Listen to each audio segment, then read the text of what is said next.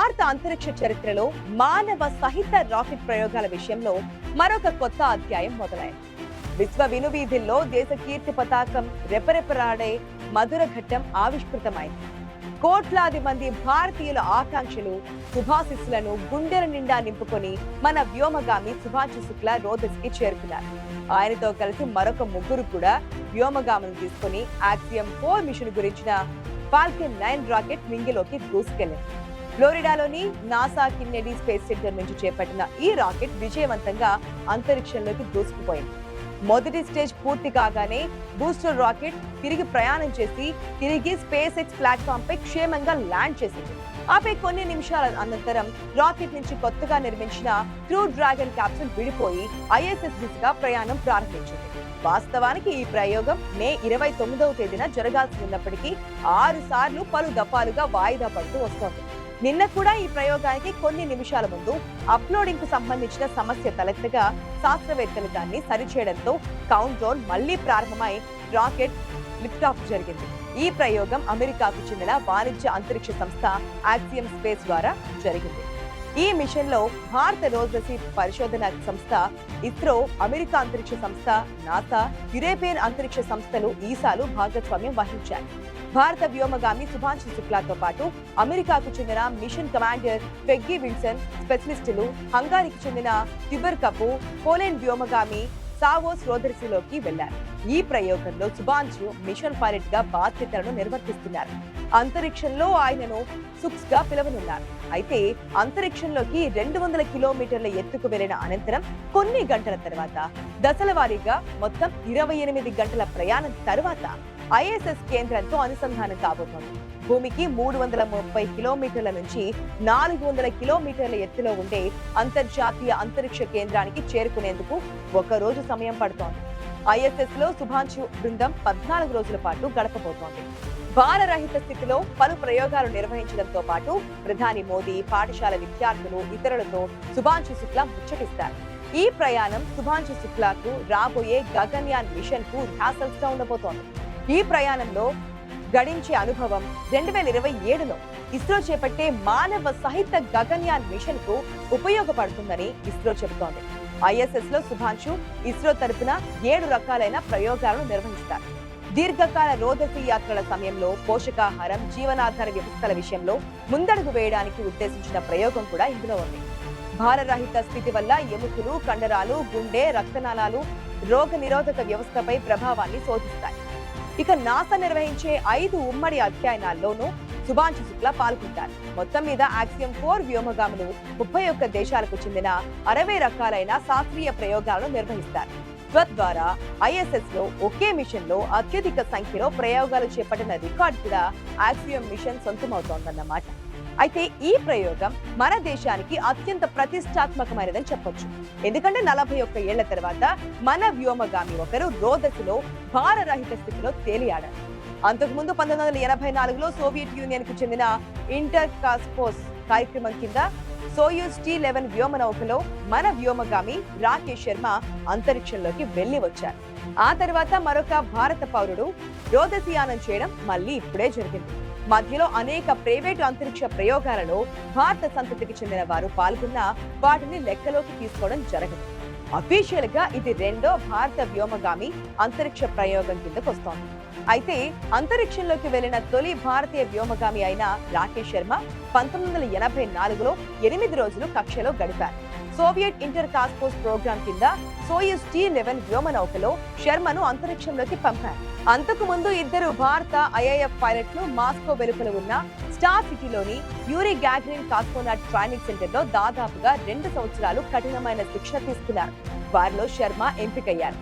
అంతరిక్షంలో భారరహిత స్థిర కక్షలోకి చేరుకున్న తర్వాత శుభాంశు శుక్లా భూమికి తన మొదటి సందేశాన్ని పంపారు. ఆ సందేశంలో, నా ప్రియమైన భారతీయులకు నమస్కారం. చాలా కాలం తర్వాత మనం మళ్ళీ అంతరిక్షంలోకి వచ్చేసాం. ప్రయాణం అద్భుతంగా జరిగింది. నాతో పాటు నా భుజాలకు 3 రంగుల జెండా ఉంది.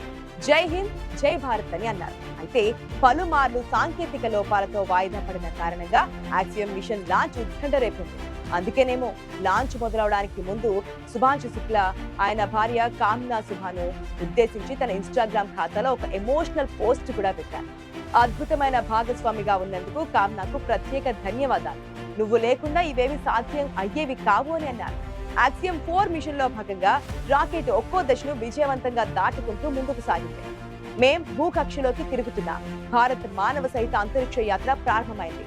జై హింద్, జై భారత్ అంటూ శుభాంశు సందేశం బయటకొచ్చింది. అంతకుముందు ఆయన మీడియా ఇంటర్వ్యూలో మాట్లాడుతూ తాను కేవలం పరికరాలను మాత్రమే వెంట తీసుకెళ్లడం లేదని, 140 కోట్ల భారతీయుల ఆశలను మోసుకెళ్తున్నారని అన్నారు. ఇదిలా ఉంటే కోట్లాది మంది ఈ ప్రయోగాన్ని లైవ్ లో వీక్షించారు. ఈ అరుదైన క్షణాలను శుక్లా తల్లిదండ్రులు వీక్షించారు. తాము ఎంతో సంతోషంగా ఉన్నామని, ఏ మాత్రం భయపడడం లేదని ఈ చారిత్రక ఘట్టంపై శుక్లా తల్లి ఆశ స్పందించారు. తమ ఆనందాన్ని మాటల్లో చెప్పలేమని భావోద్వేగానికి గురై కంటతడి పెట్టారు. అనంతరం బంధువులను ఆలింగనం చేసుకుని ఆమె ఆనందంతో చిందులు వేశారు.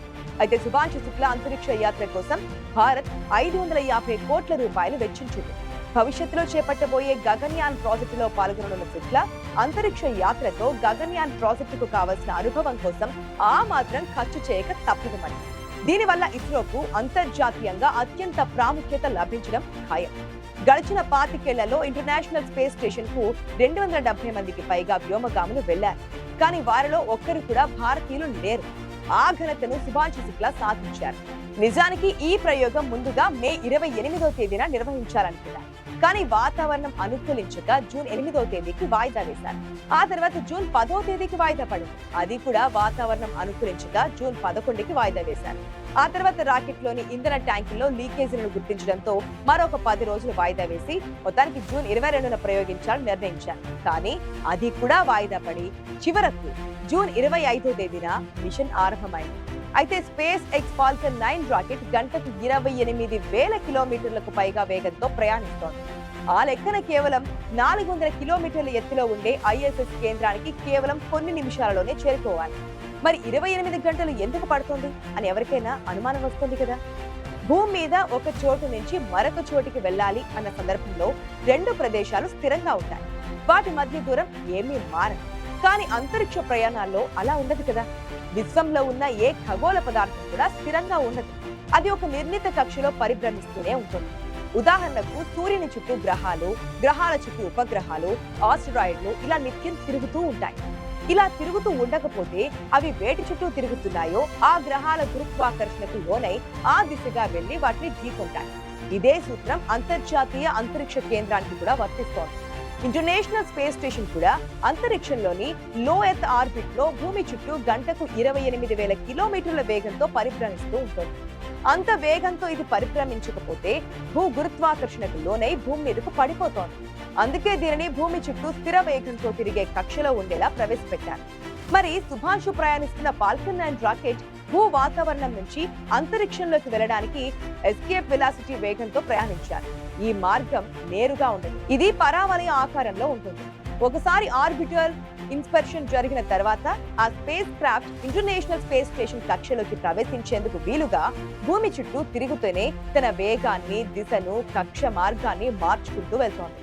ఈ ప్రక్రియ అంతా ఫాల్కన్ 9 రాకెట్ లో ఉన్న ఆన్ బోర్డ్ నేవిగేషన్ వ్యవస్థ చూసుకుంటోంది. ఇలా నిమిషాల వ్యవధిలో ఫాస్ట్ స్టేజ్ పూర్తయితే సెకండ్ స్టేజ్ పూర్తయ్యేందుకు సుమారుగా 23 నుంచి 25 గంటల సమయం పడుతోంది.